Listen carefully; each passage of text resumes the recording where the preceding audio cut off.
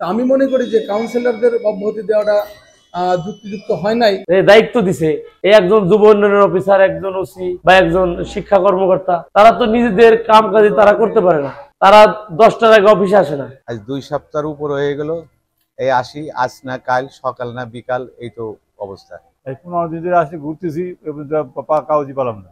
বর্তমান যে অবস্থায় এসে দাঁড়িয়েছে যে একটা সৌজন্য, একটা স্বাক্ষরের জন্য যে সমস্ত দায়িত্ব দেওয়া হয়েছে, যে সমস্ত অফিসারকে দায়িত্ব দেওয়া হয়েছে, আসলে তো গ্রামগঞ্জের মধ্যে এদেরকে তো অনেকে চেনে না। 5 দিন যাবৎ ঘুরতেছি এই জন্ম নিবন্ধন করার জন্য। কমিশনার ও মেয়র না থাকার কারণে আমাদের বর্তমান কমিশনার হলো ডাক্তার, তারে তো খুঁজে বাই করা অনেক কষ্ট হয়ে যাচ্ছে। আমাদের অনেক ভোগান্তি হচ্ছে, আমরা অনেক ভোগান্তির শিকার হচ্ছে। ওয়ালটনের পণ্য কিনে জিতে নিতে পারেন নগদ 20 লক্ষ টাকা। Double million offer, Walton fridge কিনে পেতে পারেন 20 লক্ষ টাকা। রয়েছে কোটি কোটি টাকার নিশ্চিত উপহার। ছেলের জন্ম নিবন্ধনের কাগজ হারাই গেছে, ওইটা তুলে আমার নাতির জন্ম নিবন্ধনের করা লাগবে। আজ 2 সপ্তাহের উপর হয়ে গেল, এই আসি, আজ না কাল, সকাল না বিকাল, এই তো অবস্থা।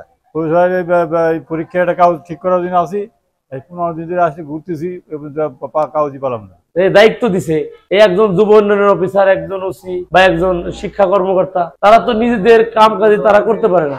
তারা 10টার আগে অফিসে আসে না। একটা গরিব মানুষ, সে যদি 10টার সময় একটা কাজের জন্য বা তার একটা সমস্যা হয়েছে, সেজন্য আপনার 10টা 11টা 12টা পর্যন্ত তার অফিসে যায়, তাহলে সে তো দিনমজুর, তার সারা দিনের হাজিরাটাই মারে যায়। আমি মনে করি যে কাউন্সিলরদের অব্যাহতি দেওয়াটা যুক্তিযুক্ত হয় নাই। কারণ আমরা এখন এই 3 মাসের মধ্যে আমরা যতটুকু আমরা বুঝতে পারছি যে যে অনেকেই সাধারণ লোকজন মনে করে যে আমরা এখনো কাউন্সিলর হিসাবে দায়িত্ব পালন করছি। দেখা যায় যে অনেকেই এসে আমাদের কাছে বলতেছে, ভাই আমার এটা সই করে দেন, এটা করে দেন। আমরা কিন্তু অতীতে যে কাজ করেছি, আমাদের সাধারণ জনগণ যারা আমাদের কাছে আসছে, আমরা তাদের কাজ করে দিচ্ছি এবং তাদেরকে যতটুকু পারছি আমার ব্যক্তিগত জায়গা থেকে আপ্যায়ন করেছি এবং আন্তরিকভাবে তাদেরকে আমরা কাজগুলো করে দিয়েছি। বর্তমান যে অবস্থায় এসে দাঁড়িয়েছে যে একটা সৌজন্য, একটা স্বাক্ষরের জন্য যে সমস্ত দায়িত্ব দেওয়া হয়েছে, যে সমস্ত অফিসারকে দায়িত্ব দেওয়া হয়েছে, আসলে তো গ্রামগঞ্জের মধ্যে এদেরকে তো অনেকে চেনে না, অনেকে চেনেও না, জানেও না যে এই কাউন্সিলের পরিবর্তে আরেকজন লোককে কাউন্সিলের দায়িত্ব দেওয়া হয়েছে।